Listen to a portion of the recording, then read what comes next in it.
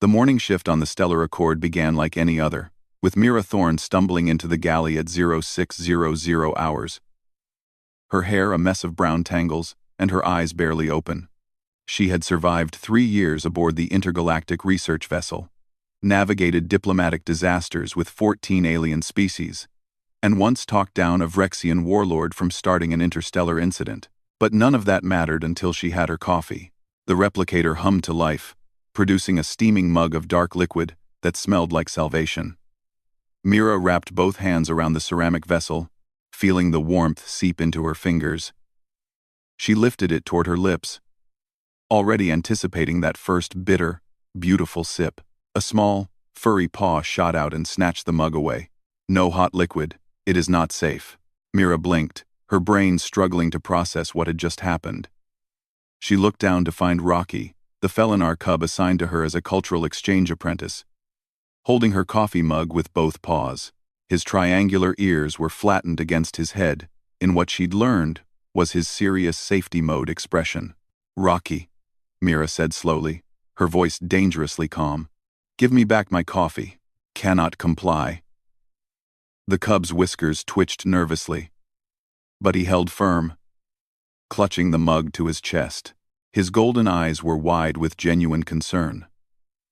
"Thermal scans indicate liquid is 185 degrees Fahrenheit. This exceeds safe consumption temperature for biological entities." Mira took a deep breath.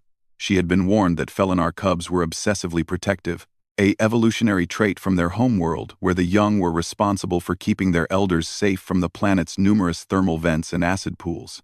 But this was getting ridiculous. "Rocky, we've been through this. Humans can drink hot liquids. We've been doing it for thousands of years." "Impossible." Rocky shook his head, his juvenile mane fluffing out. "Water above 140 degrees causes cellular damage. This is biological fact across all known species, not humans." Mira reached for the mug, but Rocky skittered backward, his claws clicking on the metal floor. "We have a higher tolerance. It's perfectly safe.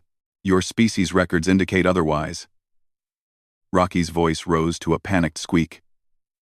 He backed toward the disposal chute, and Mira's heart clenched. She knew what he was thinking. 17 humans injured last cycle from hot beverage incidents, according to medical logs. 3 required skin regeneration treatment.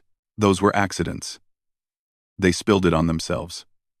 Mira advanced slowly, hands outstretched, like she was approaching a skittish animal, which, technically, she was.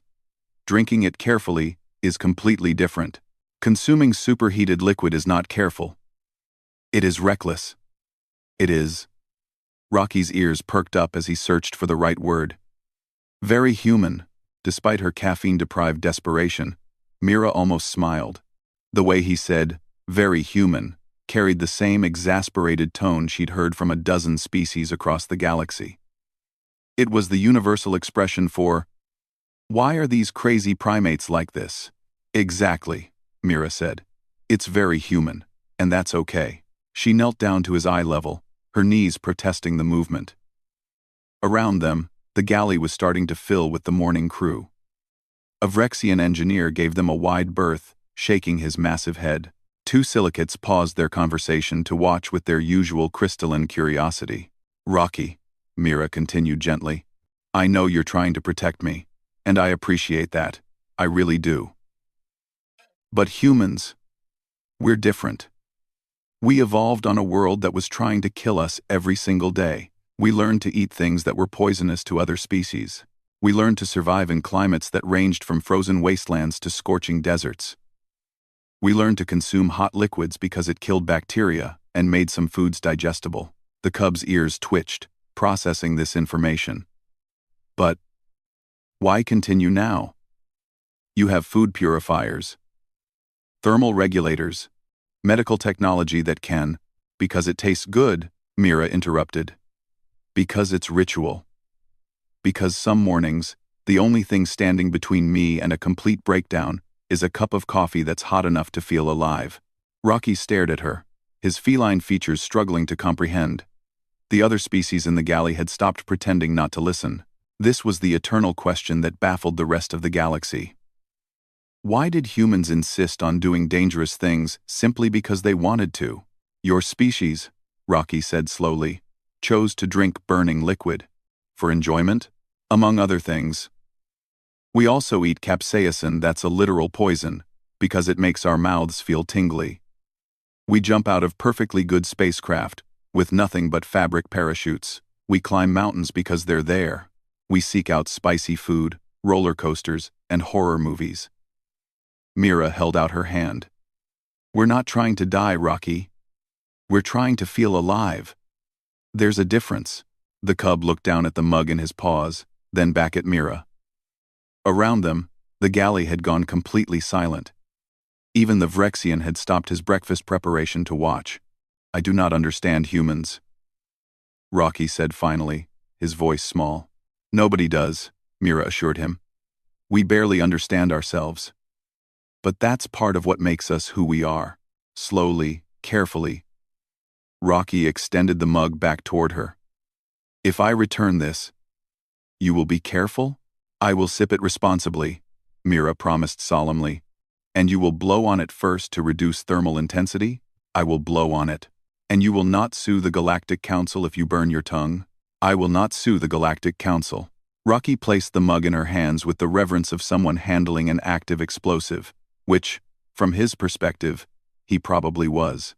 Mira raised the mug to her lips, blew gently across the surface, and took a small sip. The hot coffee flowed across her tongue. Bitter and perfect.